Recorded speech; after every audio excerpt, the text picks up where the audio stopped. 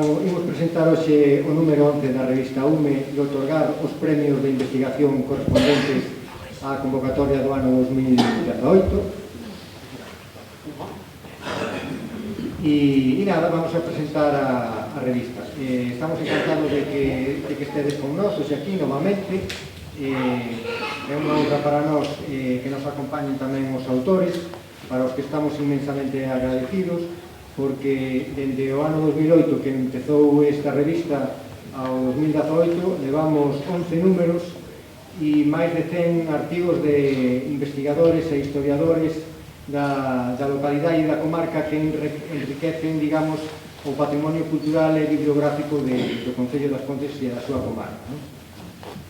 Creemos que é interesante manter esta publicación vixente e penso que esta publicación está garantizada gracias, sobre todo, ao entusiasmo do equipo de redacción que ano tras ano consiguen buscar artigos para a súa publicación, traballan na corrección dos textos e fan unha labor desinteresada que contribuye a que todos os anos saia a revista a luz. Pero non é só labor do equipo de redacción, é tamén labor dos autores que, gracias á súa labor desinteresada e altruista, todos os anos nos entregan os seus artigos para enriquecer esta revista e este patrimonio bibliográfico.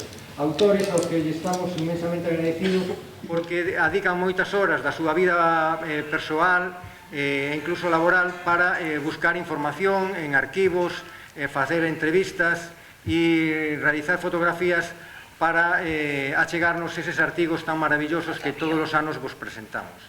E non me vou a estender nada máis.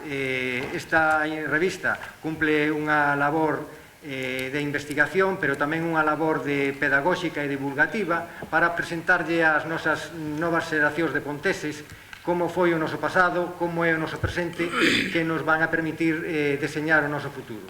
E nada máis, gracias pola vosa presencia e vou a presentar aos autores para que vos falen de por que realizaron os seus artigos e que vos conten en 5 minutos cal é o contido do artigo que nos presentan este ano. Moitas gracias.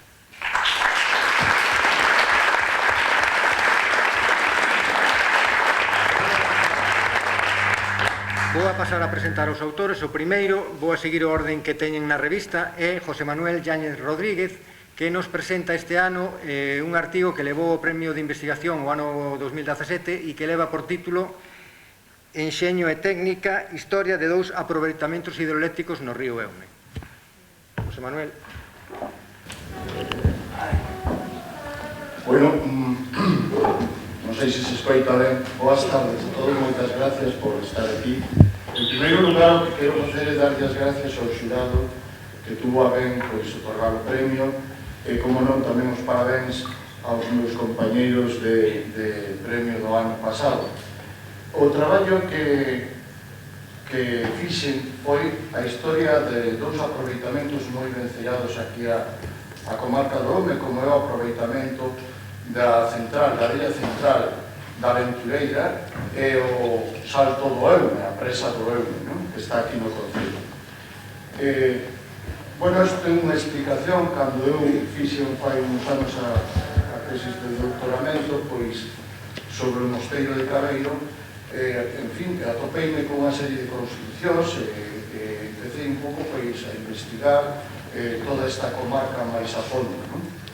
Atopeime con un traballo de inxeniería, con dous traballos en realidade, que ademais un deles, a Presa do Eume, era tamén cercano por cuestións que ahora non veño a cuento, pero familiares. Interesoume, bueno, pois estudiar como se resolveran estas cuestións hidroeléctricas aquí na conca do Eume. En primeiro lugar, foi a central da Aventureira, unha central que costou moito traballo facela.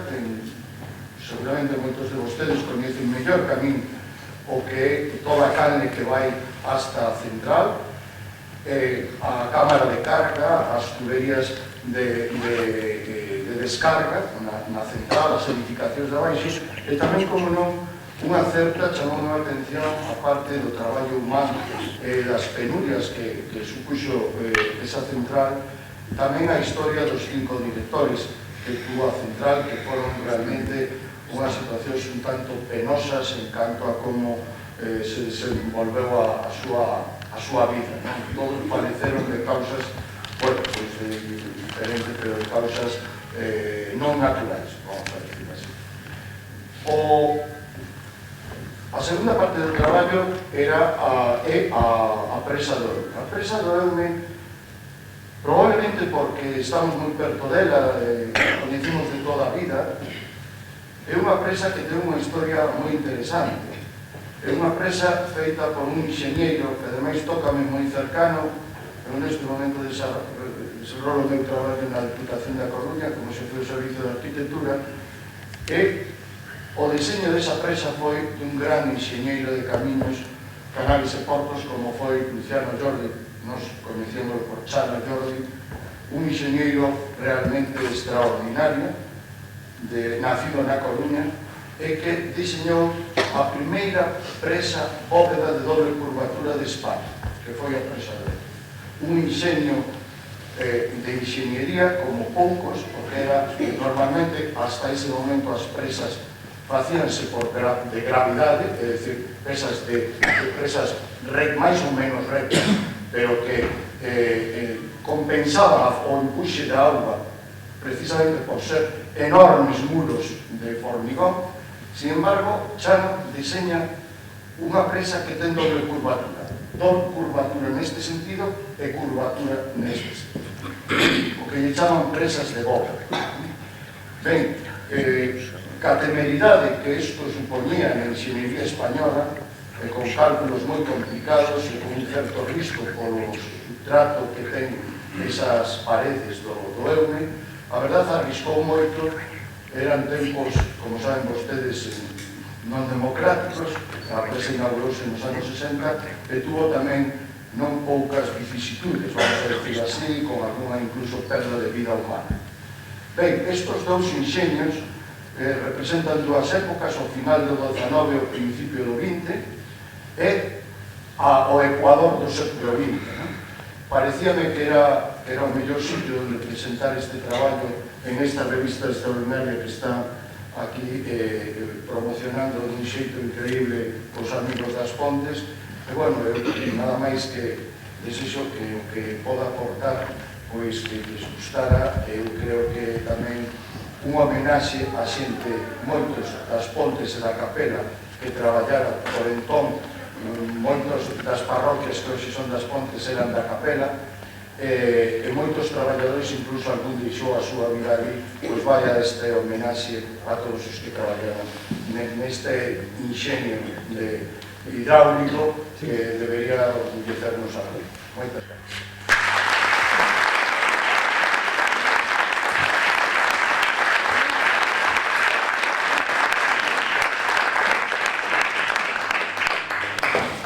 Perdón, se me olvidou unha cousa imperdonable, se me permite xurar un momento, era agradecerlle tamén aquí a parte do mundo do xurado, como dixen antes, a un compañeiro que colaborou moitísimo neste traballo, un inxeñeiro xubilado de Fenosa, que me aportou datos inéditos que están sin publicar e, bueno, aparecen aquí por primeira vez.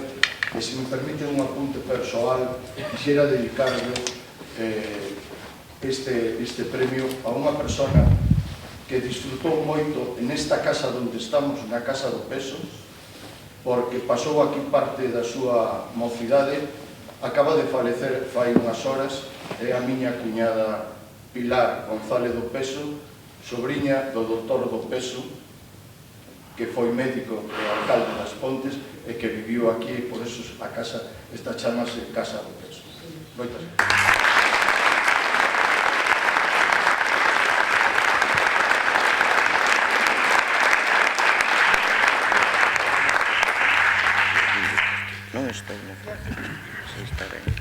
Bueno, pois a continuación vai a falar José Paz Grueiro en nome de Ovidio para explicarnos o contido do artigo Galas de Santa Barba, desfile de estrelas e Pedro Cupeiro Capris. Pichi. Boa tarde a todas e a todos.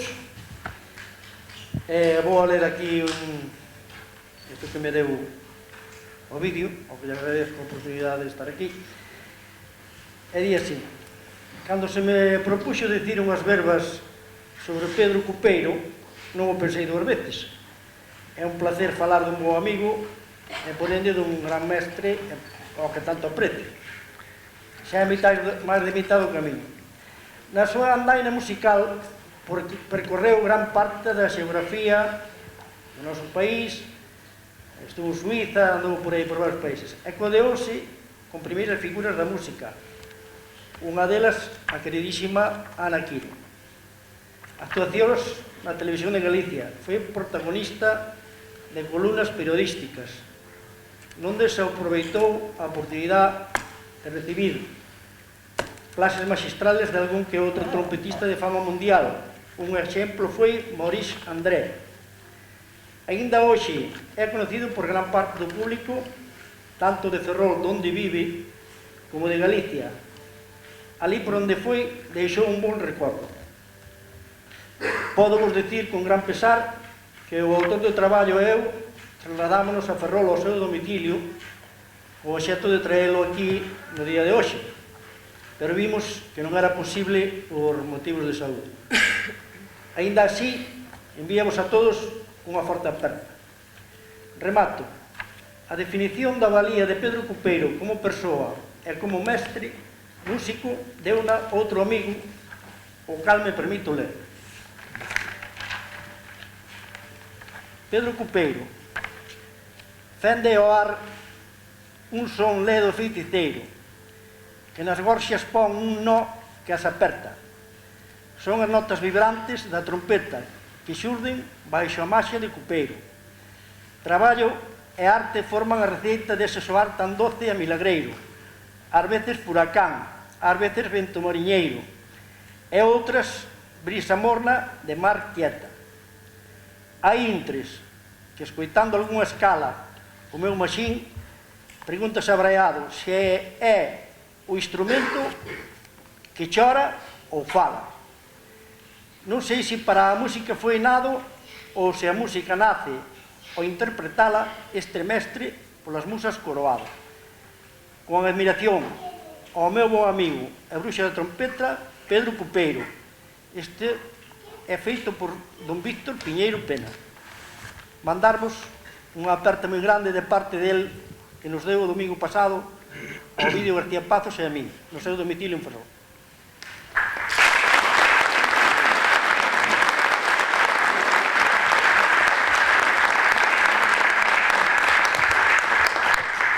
A continuación, imoslle dar paso a Josefina Fernández Pello, que foi a primeira directora do Colexio Montecaxado e a que lle pedimos públicamente disculpas porque na revista hai un erro, xa que no índice aparece o artigo con varios autores e tamén no artigo e non aparece o seu nome, aínda que aparece no texto da revista, no texto do artigo, pero non na portada inicial do artigo. Pedimoslle sinceras disculpas, esperamos bueno, que en outro momento, en outras revistas hai mellor e nada. Fala primeiro Fina Blanco. Boa tarde. Tócame falarvos dun artigo deste libro que hoxe presentamos, onde o título xa fala por si só. Colexio Montecaxado, lembranzas dun soño truncado. A idea naceu logo da súa extinción o 22 de xuño de 2017, querendo deixar constancia da súa breve pero intensa historia. Foi así que a comenzos deste ano xuntámonos varias tardes un grupo de mestras e mestres que formamos parte do claustro deste centro educativo inxustamente extinguido, como son Loli, Eladio, Audia, José María, Fina Fernández e Juan José, e eu mesma, Fina Blanco. Estaba previsto que estiveran na mesa a primeira directora, Fina Fernández, que está a miña beira, que está aquí, e que de seguido escoitaredes, e o último director, Juan José Bermúdez, que, debido a un compromiso persoal, pois non pode acompañarnos hoxe e escúlpanos porque, bueno, de boa gana quixera estar, é un imposible, non? E aproveito a ocasión para agradecer de todo o corazón, en nome da gran familia que éramos o Montecaxado, alumnado, pais e nais, persoal non docente e profesorado, o enorme apoio que nos destes durante todo o tempo que duraron as movilizacións en contra dese peche. Moitísimas grazas e deixo-vos coa inestimable compañía da compañeira Fina Fernández.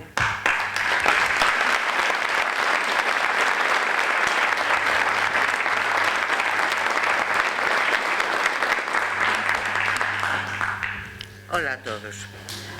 Uy, no se oye. Bueno, efectivamente, a mí tocoume de ser a primeira directora deste colexio Montecaxado, porque xa viña de selo do Colexio Público de San Ramón de Moeche, como era o mismo inspector, tocoume de rebote, que non me deu xa opción a negarme. Podo decir que a anecdótica foi a renovación dese cargo, porque a inspectora de turno, ao non haber candidaturas, o primeiro que fixo foi mirarnos, e como eu iba vestida de verde, pois dixo, a Fina que ven de verde. E así foi como quedei nomeada outra vez directora. A ilusión do profesorado de vir para un colexio novo era tan grande que comenzamos a traballar xa no mes de agosto. A primeira reunión que tivemos foi na miña casa. E por qué? Porque tiñamos que elixir os libros de texto e material, porque o curso estaba á volta da esquina. A todo isto, as obras sen rematar. Cando chega o día 1 de setembro, non podíamos entrar. A delegación provincial solicitoulle ao colexio de veciño, ao colexio de Madalena, un local para que puidéramos reunirnos e traballar. E ali empezamos.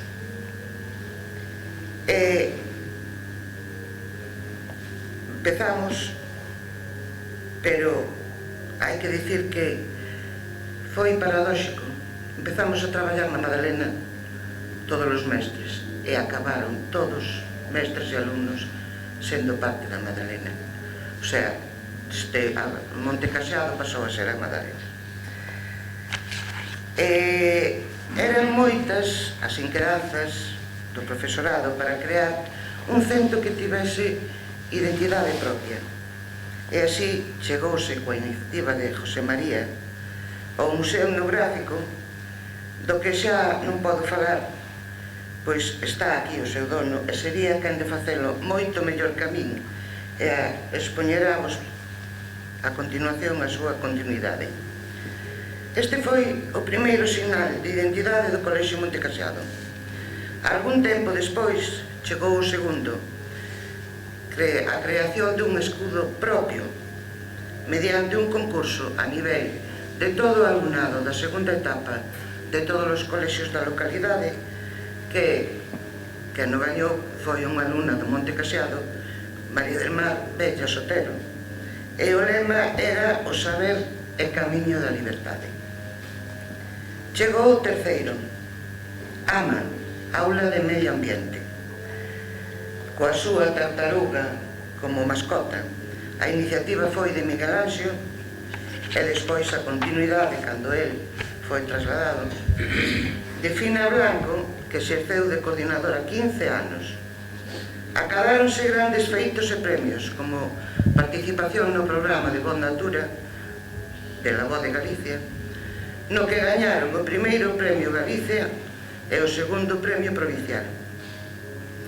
Organizouse entón un museo de reciclaxe que todos os anos tiña os seus gañadores entre o alumnado e que hoxe se pode ver e disfrutar na ecoescola das Campeiras. Compre subliñar o enorme traballo realizado na finca da Casilla do Bañar, con plantacións feitas polos nenos e nenas do centro e coa colabora do Concello.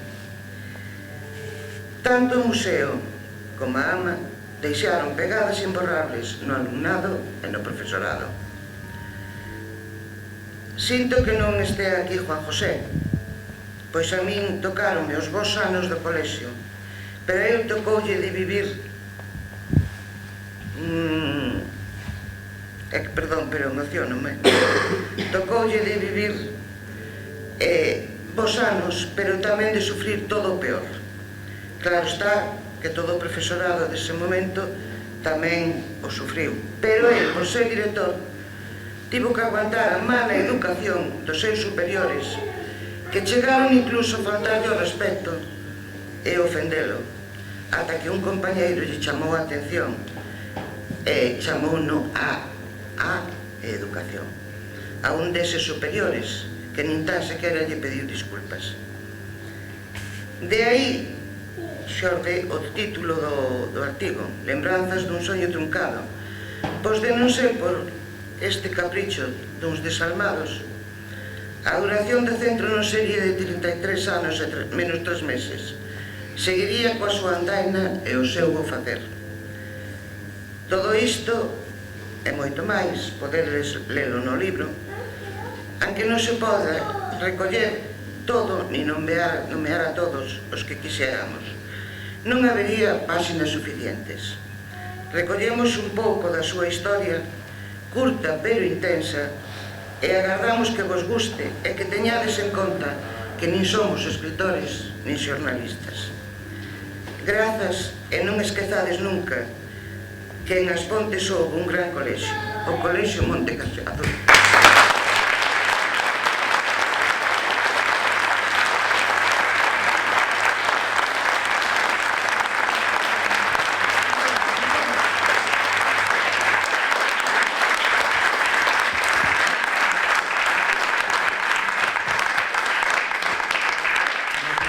Palabras de Fina, demos de quedar unhas sinceiras gracias.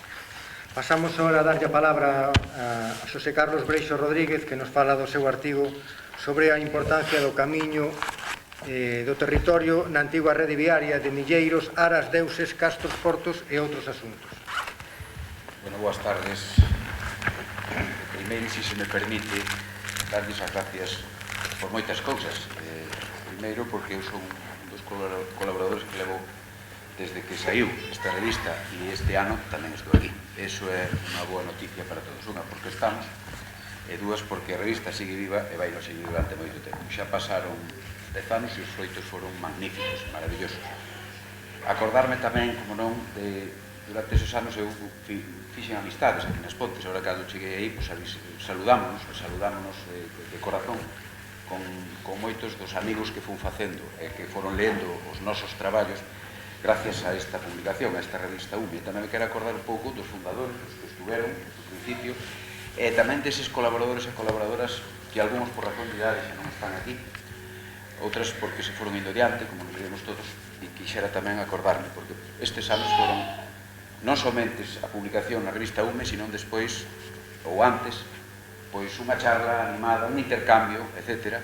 Como me pasou fai pouco, pois fai un ano ou dous, como recordou agora un veciño aí de Xermade, e dixenlle, sale neste traballo, non me esquecín. Bueno, dito isto, o meu pequeno traballo sobre a rede viaria é un pequeno recordatorio, dado que esta zona pois xa está estudiada, os autores ocuparonse dela, pero bueno, atopei algún documento que eu non sei se era coñecido ou non me preocupa tampouco en exceso iso, e se me repito, pois bueno, sinto. Eu que quixen foi traelo ao presente, non? Debido a que precisamente As Pontes sufriu o efecto da mina, evidentemente sufriu no seu territorio unha acción, unha antropización moi forte. A maior parte dos camiños antigos que pudera haber por aí, pois desapareceron, evidentemente, como están desaparecendo con construccións de novas vías, cada vez quedan menos. Eso por un lado, e logo por outro, pois tamén se está perdendo o toponimio, non é o microtoponimia no rural. O rural está esquecido, está abandonado por razóns que ao mellor coñecemos todos, pero que habería que analizalos en profundidade, pero que vamos, que parece ser que é algo imparable. A maior parte desos topónimos nas aldeas si quedan persoas maiores que recorden o nome dunha fonte, un castro, de algo do estilo. De momento quedan nos mapas militares, nos mapas catastrais e demais, pero está ben traer esos nomes e esos nomes poñerles a historia ao lado. O que tratei eu, non sei se consigo ou non, consultando algúns documentos que me relacionaban a antiga rede viaria, a histórica, non a prehistórica, que iso non o sei, é motivo de arqueoloxía, que me relacionaban As Pontes, é dicir, esta conca, este val, pois con Astorga, é dicir, con donde estuvo Astúrica Augusta. Entonces o que fixen foi archivo, é dicir, labor de lectura de documentos, e xa tiña algún documento, algún pergameo leído no Arquivo Histórico Nacional, e entón o que fixen foi un pequeno extracto documental con algúns topónimos, algúns que fun transcribindo, uns pergameos, además, con unha escritura moi fermosa, é dicir, unha letra típica do século XIII, e onde aparecen algúns nomes que están xa entre o cambio, o que sería o romance galego, é dicir, do latín ao romance galego, e aparece, por exemplo, o Borit, onde sale Buriz, ou aparece, por exemplo, o Castro de Xove, o Millar de Codeso, nomes que nos levan a pensar en que a romanización nesta zona, neste territorio, e as vías 19 e 20 que unían Brácara Augusta, Lucus Augusta e Brigancia, pois que están aí, están por cerca, non? Ou aparecer esos topónimos que nos poden relacionar con cultos precristianos, no caso de Xove, pois nin que dicir, non? E non é o único que hai en Galicia, nin na costa cántabra.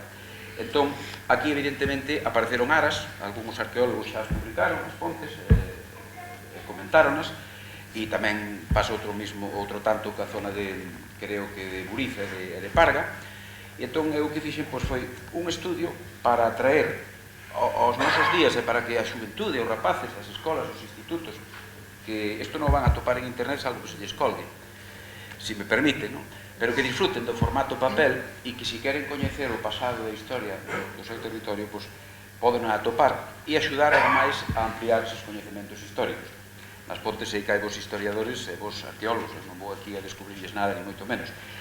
Un documento que me deu a porta para facer isto foi ni máis ni menos que un documento que está publicado no boletín da Academia Galega, que transcribino e comenteino, porque resulta que é un requerimento de Pedro e Alfonso Botas, veciños de Astorga, o alcalde de Lugo, o documento do ano 1431, no traballo citanse documentos anteriores. Pero neste caso concreto é para que se lles garde e faiga cumplir en Galicia o real privilexio que exhiben, é dicir, tiñan un privilexio, e eles o que lle reclaman é ao rei unha ratificación dese privilexio, polo cal os veciños desa cidade estaban exentos de pagar portádego.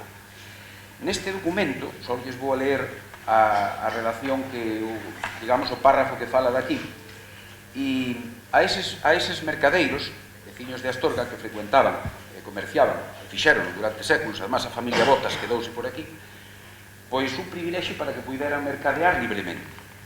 E a ruta calera, aínda no 1432, pois a ruta viña sendo desde, estábase dando un outeiro de Rei, fálase desde Sarria, e a Castela, proba de San Xiao, é dicir, San Julián na actualidade, Bande, o Celo, a cidade de Lugo, o outeiro de Rei, a Vila Alba, é dicir, Vila Alba de Montenegro, das Pontes de García Rodríguez, de Ferrol, de Castro de Rei, de Castro Verde, de Cervás, que está en Ares, un porto, e da vila de Cedeira e de Vares. É dicir, este é un documento importante porque aínda no século XV eses portos que posteriormente foron perdendo figuraban nesta antiga vila.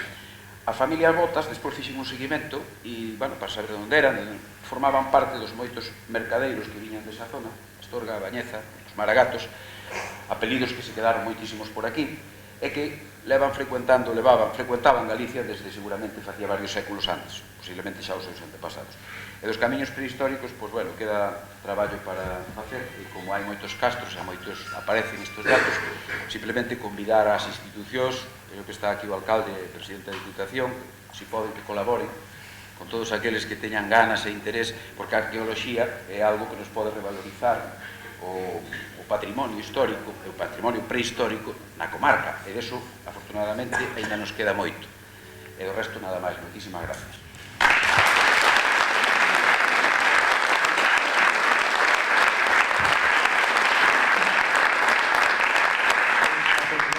A palabra a José María López Ferro, que nos fala de distintos documentos que están no Museo Etnográfico Monte Caxado.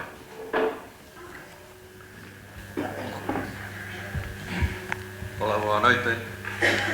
En primeiro lugar, pois, felicitar a UME polo seu traballo, pola publicación dun novo número da revista, e ademais, pois, tamén quixera felicitalos, pois, pola convocatoria deste primeiro certame sobre a historia e patrimonio fontés a nivel escolar, pois coido que é moi importante que a nosa xuventude se interese, coñeza e valore o noso patrimonio, xa que deste xeito perdurará no tempo.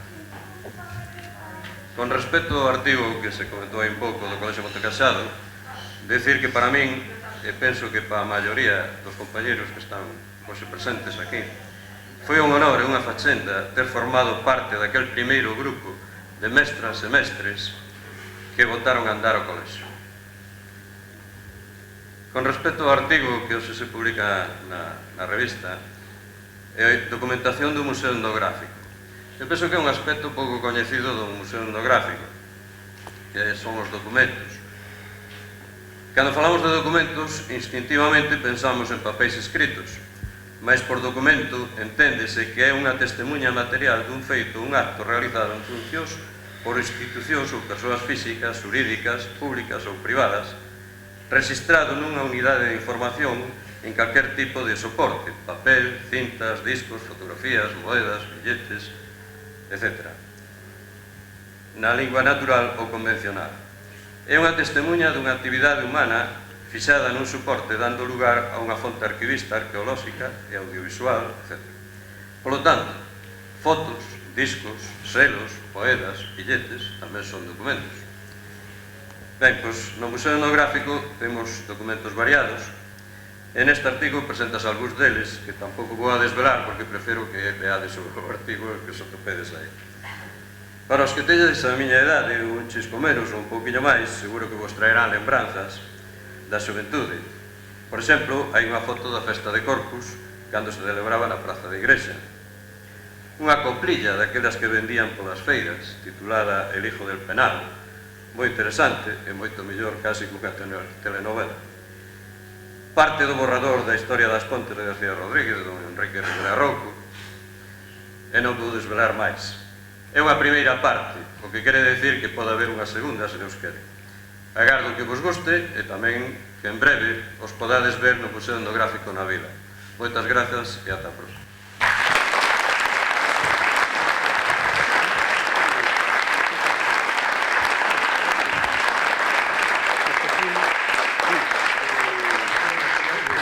Todos os anos a revista ten un apartado de etnografía e de entrevistas que recollen a distintas persoas da localidade que foron entrevistadas polos membros de UME. Neste caso, a entrevista foi realizada por Marisol Souto a Antonio Durán López, que foi químico na empresa nacional Calvo Sotelo e despois tamén tivo un cargo en medio ambiente en Endesa. E para falarnos de Antonio Durán, naide mellor que un gran amigo seu que é Chucho Ramos.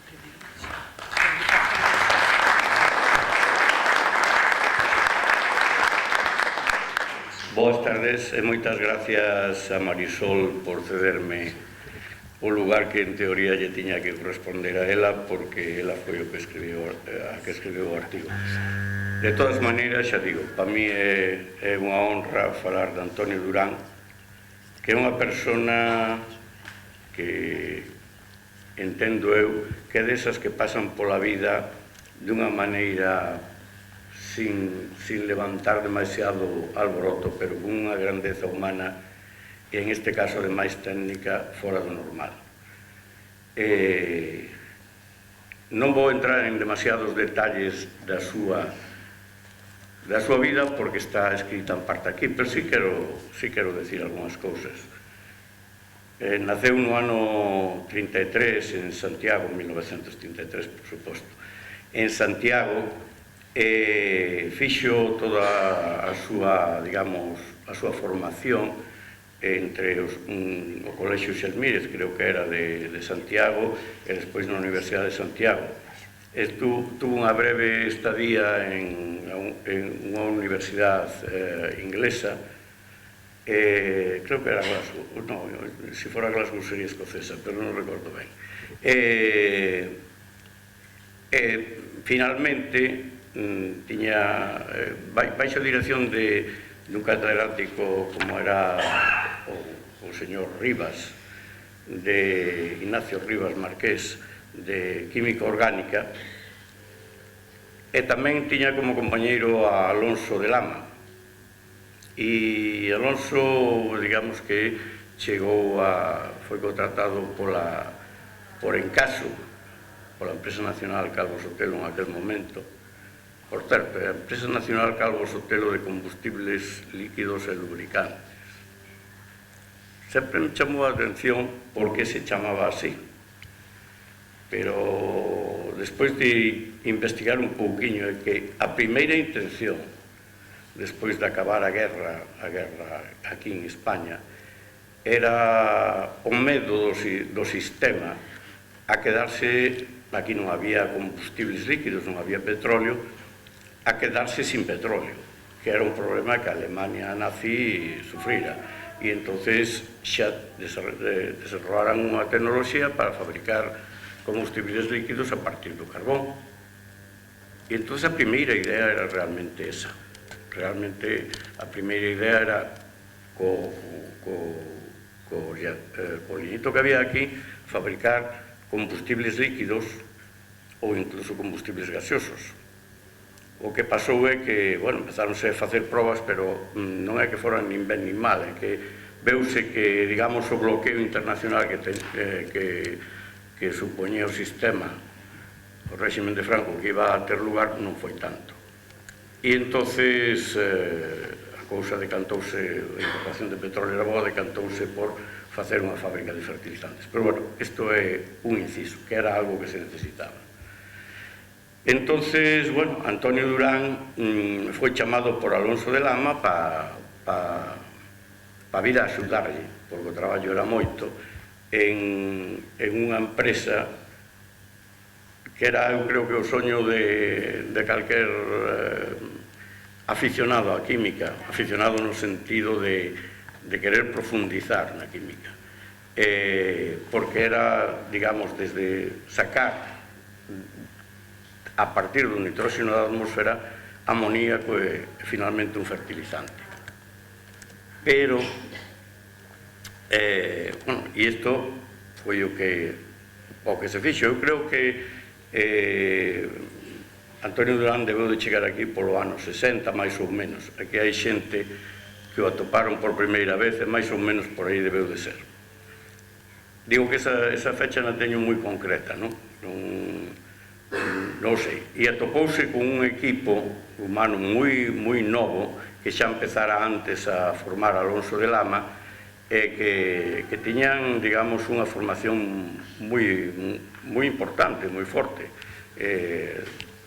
Moitos deles proviñan da escola de ensayadores que Calvo Sotelo tiña en Madrid e outros que foran formados na escola de aprendices tamén como auxiliares químicos. E así, durante varios anos, máis dunha decena de anos, o laboratorio deu servicio á central, á fábrica e tamén á mina. Despois, posteriormente, pois empezou a ver que, digamos, a fabricación de fertilizantes polo sistema que estaba supostamente previsto non era tan rentable, porque o amoníaco era máis fácil obtelo a través de derivados do petróleo, da nafta. Entonces, pois, empezou a ver que, bueno, que aquilo non era moi rentable, e á vez, casi coincidindo con algo deso, pois houve unha reestructuración das empresas do INI por sectores no ano 72, e entonces, digamos que aquelas que se dedicaban á xeneración de electricidade, pois integráronse en Endesa, as que se dedicaban á fabricación de fertilizantes en Enfersa, o sea, Empresa Nacional de Electricidade, Empresa Nacional de Fertilizantes, a de Petróleo, Empresa Nacional del Petróleo, en Petrol, e así, ainda que logo houve cambios.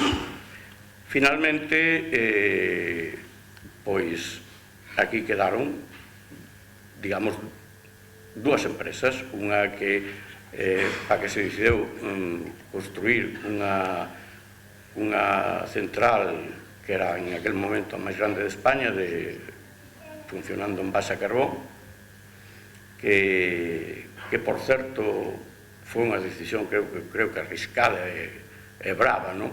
porque eso, moita xente pensa que sacudeu a eso porque o petróleo encareceu. Non, esa decisión tomouse antes da crise do petróleo. Bueno, porque alguén que visitou Alemania, pois veu que as centrales de lignito alemanas ali funcionaban, e entonces dixeu, temos que montar algo disso. Logo veuse que realmente o lignito da Alemania tiña pouco que ver con eso, e daí pideron vir moitos dos problemas. Bueno, Antonio Durán, durante todo ese período, liderou a parte esa, digamos, de asentamento dos datos de química e tal, como naide, unha seriedade tremenda e que axuda da súa xente. Finalmente, ao rededor, pasou a Endesa, o personal divideuse entre os que se quedaron en Ferse e os que se quedaron en Endesa, pasou a Endesa, e en aquel momento xa os temas de medio ambiente estaban facéndose cada vez máis importantes ou evidentes ou con necesidade de algunha solución. Entonces requireuselle que se fose para Madrid para facerse cargo de toda a dirección de medio ambiente de toda Endesa. E a partir de aí foi cando eu coñecín máis. Eu desde o ano, xa o coñecía de antes, pero desde o ano 76 hasta hoxe en día, pois mantiven unha relación con el moi estreita. Volvo a decir que aportou un montón no tempo que estuvo aquí, aínda que pola súa forma de ser non se dise a coñecer demasiado, salvo nos seus círculos, digamos, máis íntimos. Eu non me refiro a íntimos dos amigos, digamos que a súa xente, que todos creo que o estimaban moitísimo, e despois, para min, foi, como digo eu ás veces, un dos meus directores espirituales. É dicir, enseñoume moitísimas cousas de como as cousas se deben de facer e que a seriedade co que se deben de facer. Por eso teño un enorme cariño e agradoume moitísimo que Marisol me deixase facer esta presentación. Finalmente, Antonio Durán xubilouse no ano, creo que 97, e seguiu facendo cousas. Moitas gracias.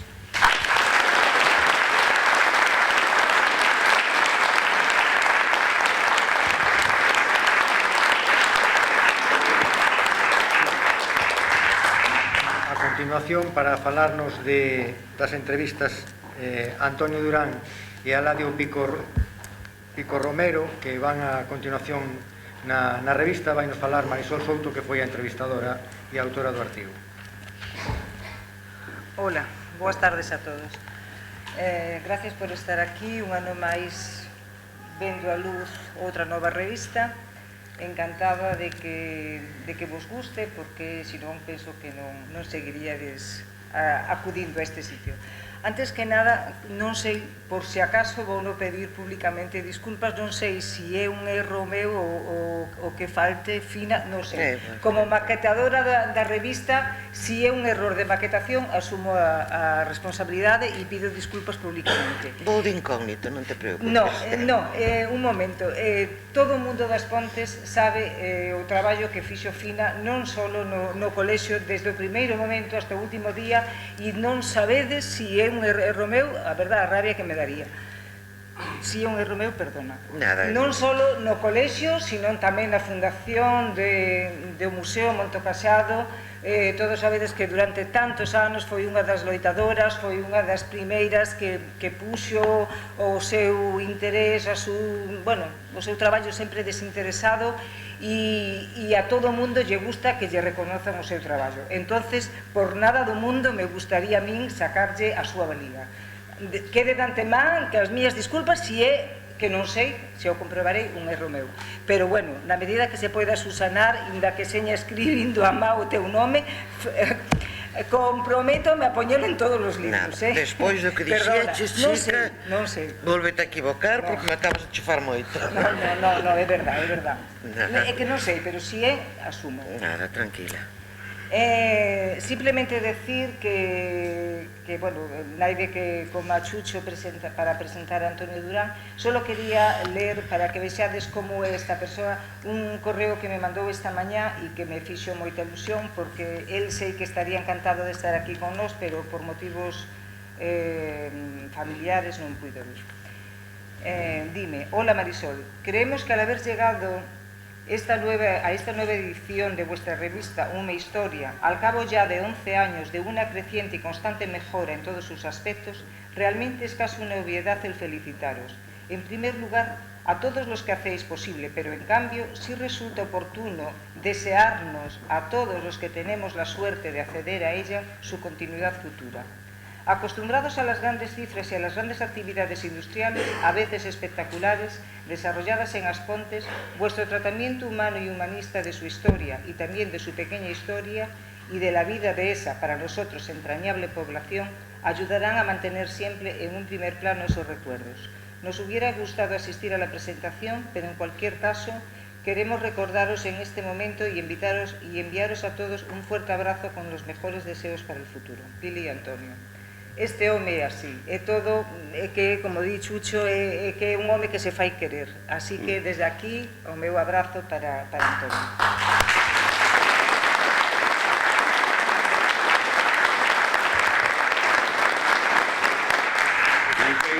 Non quero deixar de decir que na última etapa en Madrid Antonio contou como colaborador con outro pontés, José Luis Bermúdez, que está aquí hoxe escoitando o que estamos dicindo.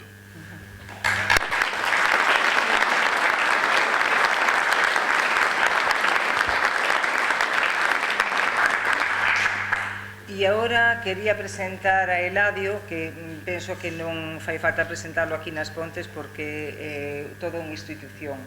Elexino para entrevistalo porque é desas persoas entrañables que dende nenos o temos en mente. Eu acórdome cando empezaba a comprar aqueles caramelos que iban ás motas, cando despois, uns anos máis adiante, empezaba a comprar aqueles pitillos ali por pesetas sueltos que nos vendía ali no quiosco, e sempre me chamou moitísimo a atención e, sobre todo, me extrañaba como nos podía coñecer a todos pola nosa fala, claro, porque el non vía, e digo, pero como este home se pode acordar de min? Nosotros pensábamos que non nos conocía, sobre todo cando íbamos comprar os pitillos, e non digo nada de outras cosas que outra xente iba a comprar, pero el conocíanos a todos. E logo, cando tuve a ocasión de traballar co seu fillo Juan, que está aquí durante moitos anos na empresa, e sempre que me falaba esas cousas de seu pai, pois quedábame admirada. Digo, como un home sin ver pode ser electricista, pode ser facer cousas de fontanería, pode, bueno, facer o que fai calquer persona que pode ver perfectamente cos deus ollos. Entonces, bueno, como sei que además é unha gran persona, unha persona querida, unha persona honrada, e que todos estamos contentísimos de ter aquí entre nós, pois dixo, pois que menos que facerlle unha pequena entrevista que nos conte como foi a súa vida. Vai nos falar el.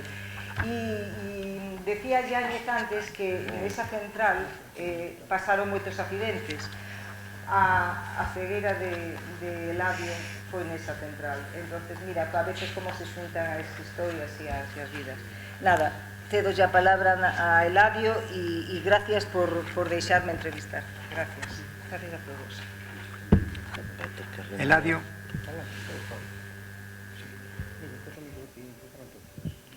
Acércate algo máis. Non saben onde están. Aí está. Bueno, Poncho de boas frente. noites a todos.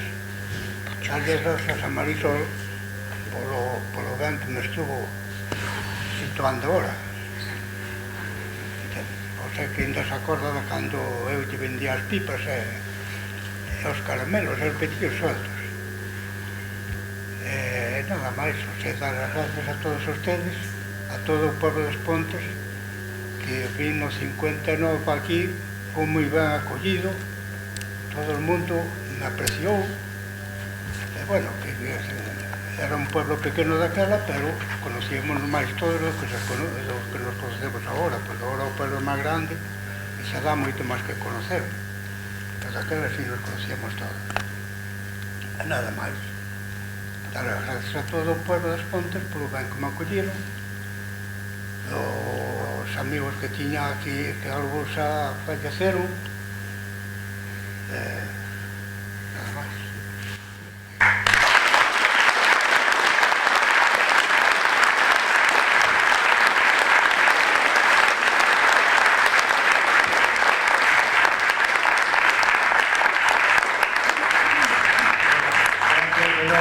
Ao equipo de redacción, gracias aos autores e gracias ao Concello das Pontes e á Diputación da Coruña, que está aquí representada polo seu alcalde, por financiar a continuidade desta entidade que é a Asociación UME e por axudarnos a imprimir a revista na imprenta provincial da Diputación. Moitas gracias.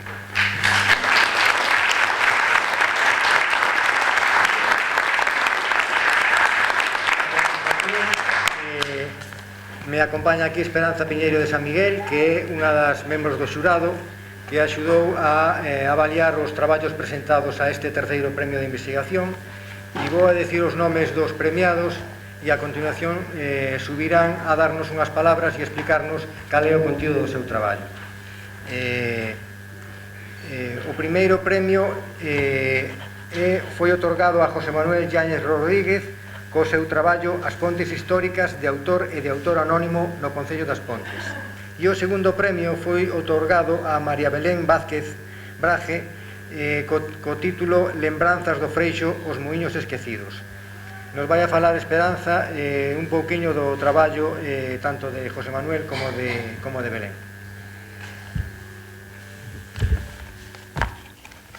Boas tardes. Bueno, empezamos polo segundo premio, Lembranzas do Freixo, os muiños esquecidos. Ben, o obxectivo deste traballo pois céntrase na parroquia do Freixo, no Concello aquí das Pontes, e das súas construcións populares de aproveitamento hidráulico, sexan muiños de cereais ou batanes. O traballo comeza coa contextualización xeográfica, histórica e demográfica da parroquia, analizando o auxe e o declive poboacional, así como as causas que o xeran. Nos valoramos que é un traballo que ten un gran valor etnográfico, que ademais para facelo utiliza variedade de fontes, dende referencias bibliográficas, estudios comparativos de diferentes catastros, ata un minucioso traballo de campo feito ali. Ademais, utiliza de forma importante as fontes orais, as entrevistas. Entrevistas, sobre todo, a xentes maiores que aportan datos que non podemos encontrar nos arquivos documentais e que corren o risco de perderse cando esta xente maior pois desaparezca. Desta maneira, pois se lles dá a palabra aos sen voz na historia, é dicir, as clases populares. Como se preconizaba a Escola Historiográfica dos Anales a partir das historias mínimas, pois se pode facer historia a partir de personaxes ou de grupos de personaxes, das súas lembranzas, das súas vidas, dos seus recordos. Por suposto, sempre contrastadas, como fai aquí este traballo, con fontes documentais. Así, deste xeito, queda feita unha historia social, económica e cultural, todo relacionada co mundo cotidiano. O traballo, pois, tamén parecenos moi interesante porque aparecen muiños de diferentes tipoloxías, descritos, fotografiados, estudiados, tamén nos seus réximes de propiedade. Como dicía un antropólogo, Alcina Franch, que viña moi a menudo por aquí, por Galicia, decía: os aspectos sociais do ser humano non se poden separar do seu entorno material, nin das súas formas de organización, nin das súas ideas. Hai que estudialo todo nun conxunto.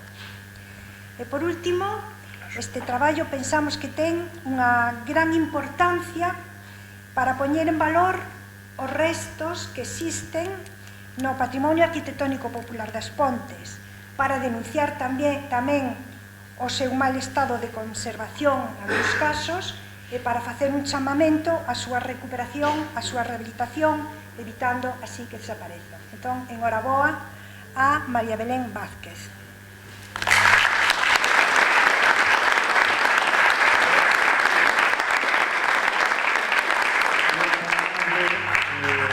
O alcalde nos acompaña para entregar o premio e que suba María Belén para facer a entrega do premio.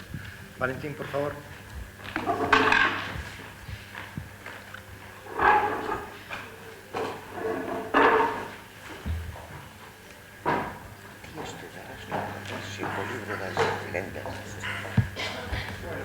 Fai a entrega do premio a María Belén.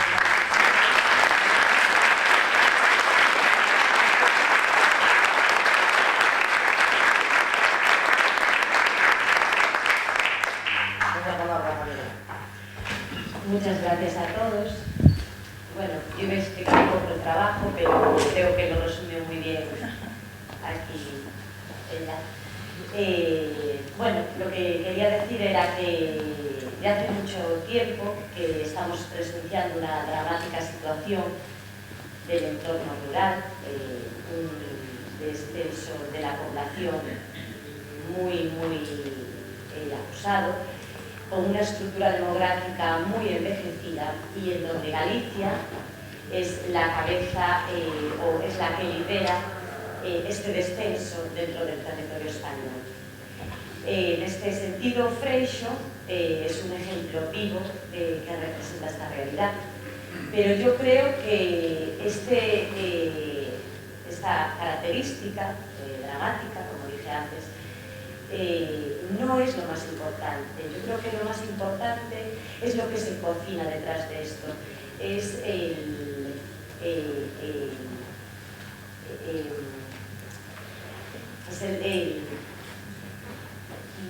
la problemática subyacente, que es que estamos olvidando el cuento que esconden los lugares. Porque todos los territorios tienen algo que contar, están provistos de una historia.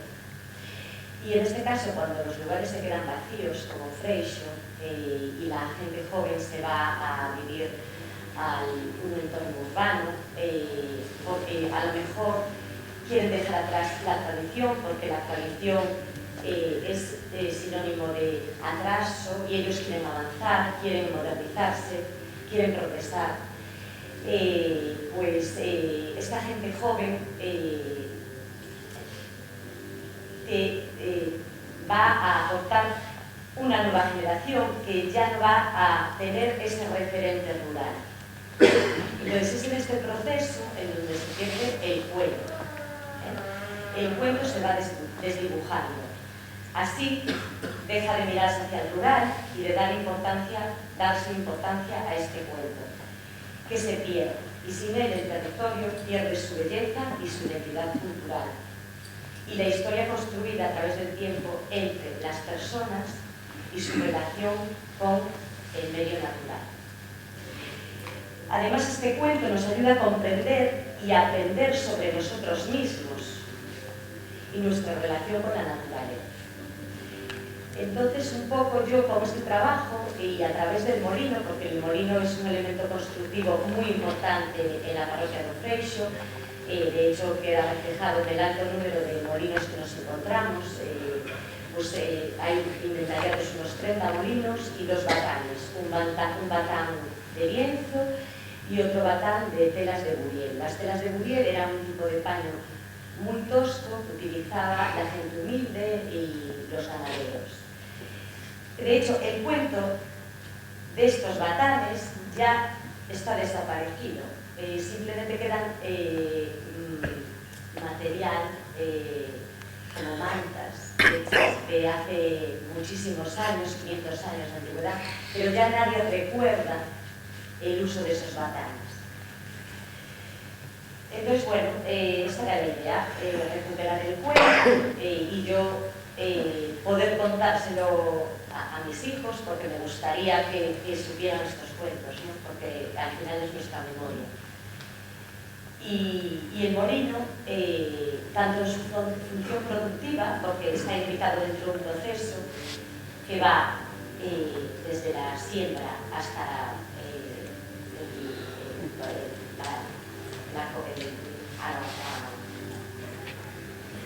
lo que es el pan cocido, es un proceso productivo que cuenta un cuento, cuenta un estilo de vida y está lleno de valores, porque desde que se siembra el hombre se relaciona con la naturaleza y luego también cuando lo recogen durante la malla se habla de la relación de la comunidad, cómo nos ayudábamos unos a otros y cómo se premiaba ese esfuerzo, ese trabajo comunal con esas fiestas que se llevaban a cabo con las tías y las mallas en este caso. Y bueno, por eso me parece importante el molino y luego también importante porque tiene una función social fundamental, ¿no? Los molinos eran fábricas de cultura y fábricas sociales, eran auténticos servideros. Me decía un vecino que cuando llamaban fuerte a la puerta de una casa decían: "Oes, que isto non é un muiño", porque el molino era la casa de todos, ¿no?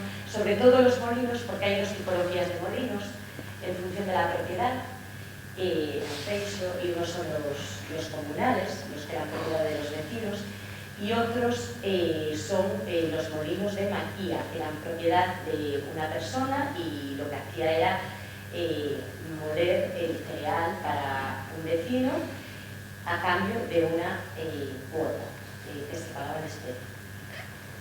Entonces, en estos molinos, que precisamente el cereal era para consumo humano, era donde en realidad se cuajaba el tema social, ¿no? Y bueno, y era donde se contaban cuentos, donde surgían las leyendas, donde se contaban anécdotas, cuentos de miedo, etc. Bueno, y por eso el molino, me parece que aparte de ser una construcción arquitectónica con unos elementos, una tipología pues, específica, pues además es importante porque nos cuenta un cuento. Y ese es el cuento que hay que recuperar.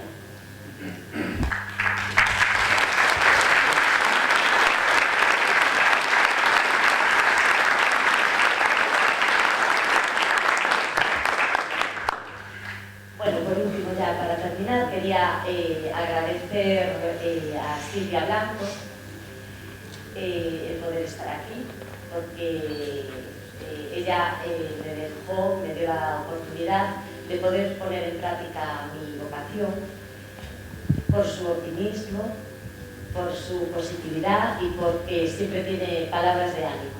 Gracias, Silvia.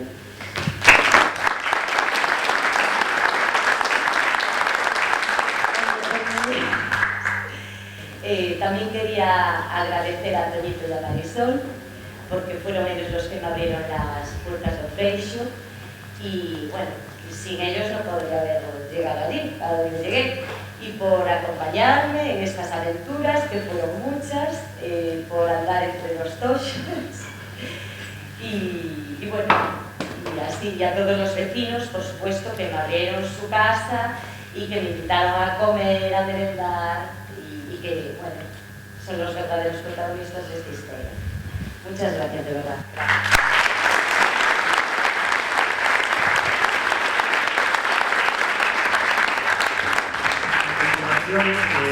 Vamos a facer a entrega do primeiro premio a José Manuel Yáñez Rodríguez. Pídolle a Valentín que suba para facer a entrega.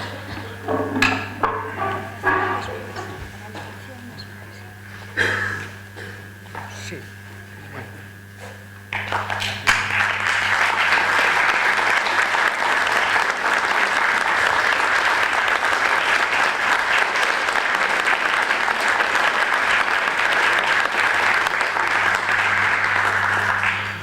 facer a valoración, Silvia, e despois nos digo as palabras.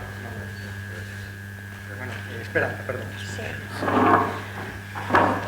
En nome do xurado, entón, pensamos que estamos ante unha obra de investigación e de catalogación dos diferentes pasos construídos polo home para salvar as distintas correntes de auga do Concello.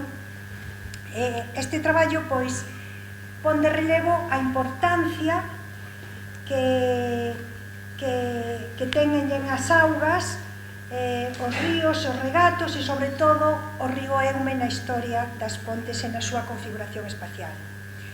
É un traballo froito dun proceso de investigación científica feito con rigor e con profundidade tamén, que ten en conta a interrelación existente entre a historia de pontes, de camiños e de pobos. Parte de un traballo exhaustivo de referencias bibliográficas e cartográficas para continuar pola incursión en busca de arquivos documentais e seguir pola realización tamén dun inxente traballo de campo. Visitas in situ, registros de datos constructivos, materiais, graus de conservación, entrevistas, etc. Todo para estudiar todas as pontes do Concello. Quero destacar a enorme tamén cantidade e cualidade das ilustracións que enchen completamente as súas páxinas, contribuindo desta maneira a facer un libro moi ameno. Ten fotografías, pinturas de realización personal das pontes actuais ou reconstruccións hipotéticas de como serían antes baseándose en arquivos documentais, fichas con debuxos, fotos. Desta maneira, pois, os lectores podemos visualizar as solucións técnicas que se empresaron, que se utilizaron, e tamén os deseños funcionais ou ornamentais, sexan populares ou sexan cultos. Ben, como estamos ante unha realidade complexa, pois a investigación científica que realiza é multifacética e interdisciplinar, e o resultado, pois, igual que o traballo anterior, pois, axuda moitísimo a poñer en valor o patrimonio histórico actual das pontes e a difundir, pois, o seu coñecemento. E para rematar, quero recalcar, pois, a oportunidade da temática elixida dende o punto de vista da toponimia, porque os habitantes dun concello que se chama As Pontes, pois, igual que unha vila que se chama As Pontes, habendo ademais tantos lugares que se chaman Ponte de ou Porto de, pois deben coñecer as motivacións desta denominación. Moitas gracias.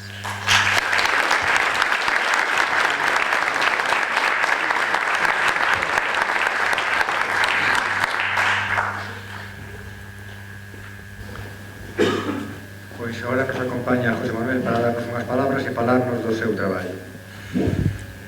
Bueno, outra vez, perdón a insistencia.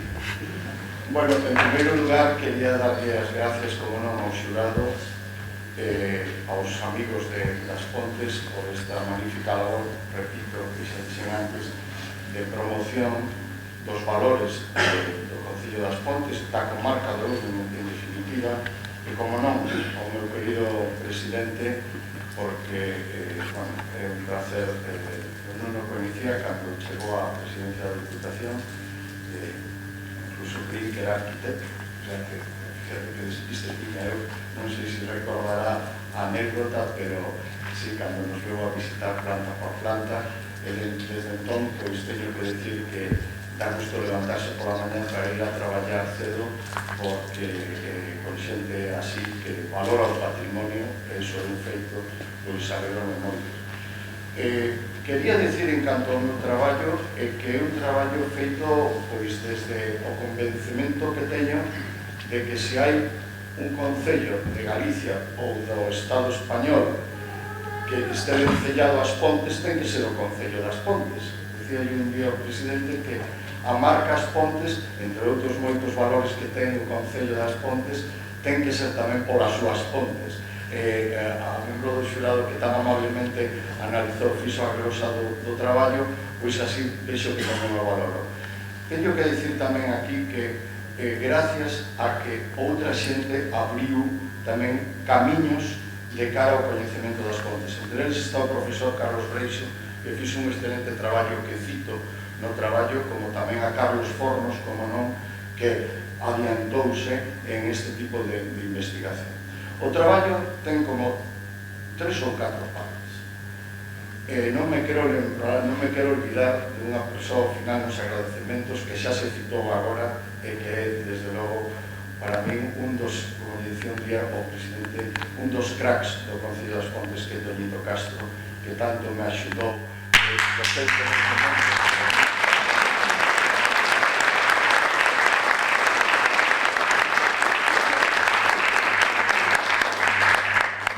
Que se non logo me olvidaba, non quería que me pasase eso. Bueno, o traballo nace un pouco pois desa convicción de que neste Concello hai xoias de pasos de río que están moi vencelladas aquí ao territorio. As pontes históricas de todos coñecidos, tratadas xa anteriormente, a miña afición polo dibuixo, un profesor de dibuixo arquitectónico 39 anos, en algo se ten que notar, pois me levou tamén a facer deste traballo un análisis moi pormenorizado de levantamento de planos de todos e cada un das pontes, pontellas, vaos, portos, pontillóns, todo tipo de paso de río. Os traballos previos, como decía do profesor Carlos Breixo de Fornos, tamén abriron unha vía de coñecemento para estas pontes, e despois analicei tamén as pontes de autor. Estas pontes de autor que están no propio Concello e que teñen un autor coñecido, unhas feitas por inxeñeiros de Endesa ou encargados por Endesa, e outras pontes, bueno, pois que non teñen ao mellor un autor coñecido, pero que son froito do paso do tempo, do coñecemento do lugar que tiña a xente dos lugares e que construía esas pontes, unhas con máis acerto, outras máis modestas, pero que todas contribuíron a mellorar o paso do río, as vías, como decía Breixo, as vías de comunicación, as vías comerciais, etc. E hai unha aportación que ao mellor penso que pode ser un pouco singular, que foi o caso da ponte de Isabel II. Atopei documentos que explican, e os planos orixinais, que explican por que se caeu a ponte de Isabel II antes de inaugurarse, que en vez de ter 3 arcos, tiña 2, e un fallo, precisamente por unha enchenta do Eume derrubou a ponte, aínda hai un plano dun perfil soterrado donde caeu a pila e fixo unha fenda no leito do río, e despois fixose outra ponte que é a que hoxe luce rematada en 1860, que é a que hoxe podemos ver. Pero como a ponte de Isabel II, a ponte dos Fornos, dos Ferros, a ponte dos Cornos, como lle chamades aquí, e todas esas outras pontes, a ponte que está alá na área do Caneiro, a ponte de Illade, a ponte sobre o Rebordello, a ponte, moitas pontes, sobre todo as pontes do século XIX, pontes inspiradas en inxeñeiros de caminos franceses, e que temos aquí nas pontes 3 exemplos fantásticos de un arco, de 2 arcos e de 3 arcos, cousa que non se produce en moitos, diría eu, non coñezo moitos concellos, moitos non, casi ningún, que poda lucir esa riqueza inxeñeril que temos aquí. Digo temos, porque, como digo, o tío Cesario que viviu en este solar, en esta casa, cada vez que veño aquí a cuarta ou terceira, non sei, vez que veño sempre me acordo de identificarme un pouco cas pontes. Bueno, pois nada máis, simplemente un apunte. Non é casual que os 2 premios deste ano, o de Belén e o meu, sexan de traballos vencellados á auga deste territorio. Os batáns que citaba Belén, que xa, por certo, un tal Miguel de Cervantes, no capítulo 21 do Quijote, fala dos tremendos golpes que daban os batáns do amigo Sancho, pois tamén son mostras desa enerxía hidráulica que tan fermosamente surca a conca do Ebro. Así que o meu agradecemento novamente ao xurado, ao presidente tamén, e a todos vostedes pola paciencia neste momento.